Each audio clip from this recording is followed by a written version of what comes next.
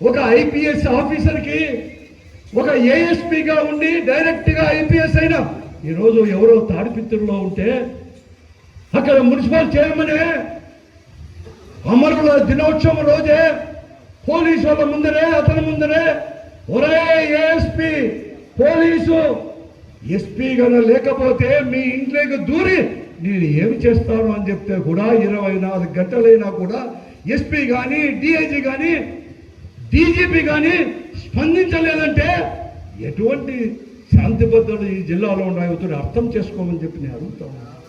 ఒక స్వయంగా ఐపీఎస్ ఆఫీసర్గా గతి లేకపోతే సామాన్యులుగా మన పరిస్థితి ఏమి? అమరుల దినోత్సవం రోజు విజయవాడలో పోలీసులతో కూడా మాట్లాడితే డీజీపీ కూడా పక్కనే ఉన్నాడు. ముఖ్యమంత్రి గారు ఒక మాట అన్నారు, పోలీసు గౌరవాన్ని ఇంకా కూడా పెంచుతాను. సిగ్గులేక చెప్తా ఉన్నాను. నువ్వు మాట్లాడిన ఆ అమరుల దినోత్సవంలోనే తాడిపిట్టలో ఒరే ఏఎస్పీ అని అంటే కూడా దిక్కులేదు అతనికి. మీరేమి పోలీసు వాళ్ళకి వచ్చేసి గౌరవం పెంచుతారు అని చెప్పి నేను ముఖ్యమంత్రి గారిని అడుగుతాను.